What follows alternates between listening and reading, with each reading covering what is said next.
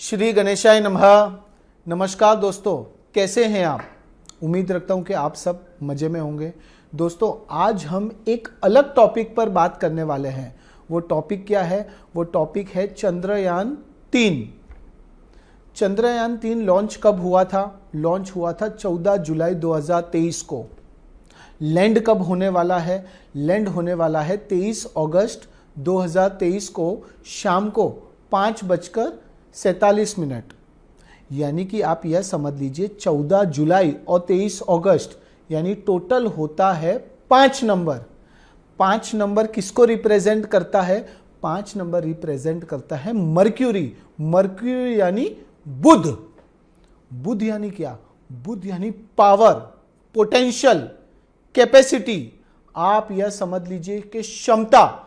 आप कोई भी कार्य कर रहे हैं, अगर बुध आपकी कुंडली में मजबूत होता है तो जीवन में आप बहुत अच्छे मुकाम पर पहुंचते हैं, तरक्की पाते हैं, शोहरत पाते हैं, नाम पाते हैं। आज हम ये बात कर रहे हैं कि चंद्रयान 3 अगर लैंड हो गया, जो इंडिया ने किया है, लैंड हो रहा है 23 अगस्त को, तो उससे हमको क्या फायदा होने वाला है? हम इंडियंस को क्या बेनिफिट होगा? आप यह समझ लीजिए कि जब से लॉन्च हुआ और जब लैंड होगा, वो दिन कैसे गए। काफ़ी महादशाएं आई, अंतरदशाएं आई, काफ़ी प्लैनेटरी पोजीशंस का बदलाव हुआ, पर धीरे धीरे इंडिया आगे को बढ़ रहा है। Under the leadership of our prime minister Narendra Modi साहब, यह समझ लीजिए कि इंडिया सुपर पावर बनेगा। चंद्रयान 3 का लैंडिंग होना हमारे लिए एक गर्व की बात है। आप यह समझ लीजिए, शेयर बाजार, ऑयल इंडस्ट्री, फाइनेंस सेक्टर धीरे धीरे तरक्की होगी, इंडिया का ग्रोथ होगा। मोदी साहब ने बोला है कि 2047 तक इंडिया एक डेवलप्ड कंट्री होगा, पर मुझे लगता है कि शायद उससे पहले ही हम वो यात्रा, हम वो पोजीशन तक पहुंच जाएंगे। आप यह समझ लीजिए कि ये लैंडिंग होना हमारे लिए गर्व की बात तो है ही, साथ साथ में हमारा प्रोग्रेस भी निश्चित है।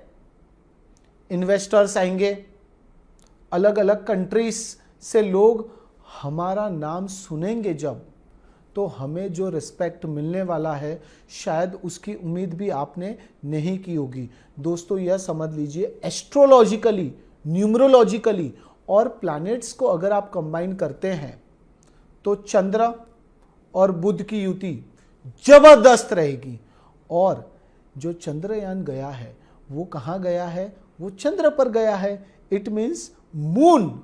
मून क्या है? मून आपको मन की शांति देता है। यानी कि जो लोग एक्साइटेड हो रहे थे, जो लोग गुस्सा हो रहे थे, धीरे धीरे प्लैनेटरी पोजीशंस की वजह से पॉजिटिविटी देखने को मिलेगी।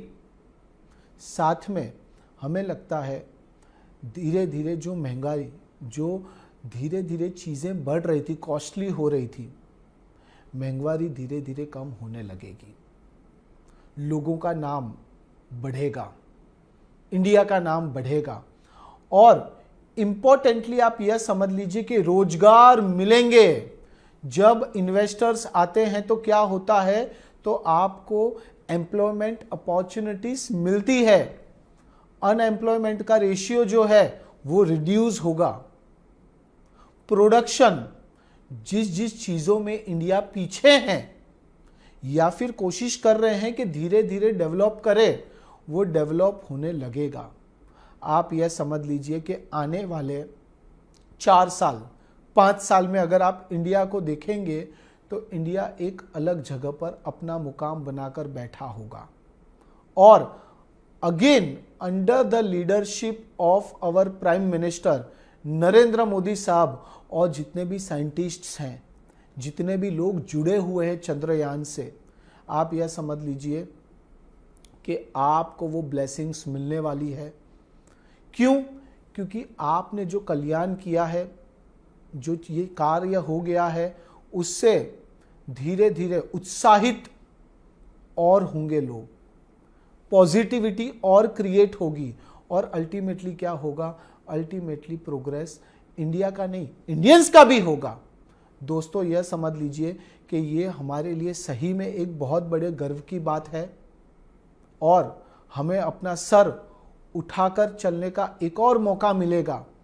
आप यह समझ लीजिए कि आने वाले समय में, कुछ सालों में आप यह देखेंगे कि भारत ने अपनी एक अलग पहचान बनाई है और खाली इंडिया में नहीं, देश विदेश में, अलग अलग देशों में जहां पर भी इंडियंस हैं उनको जो नाम मिलेगा, उनको जो इज्जत मिलेगी, उसकी तुलना आप कहीं पे भी नहीं कर पाएंगे। और हर एक चीज़ पैसों से खरीदी नहीं जा सकती। उसी प्रकार ये जो कार्य किया है, आप यह समझ लीजिए इससे हमारा नाम रोशन होगा ही होगा।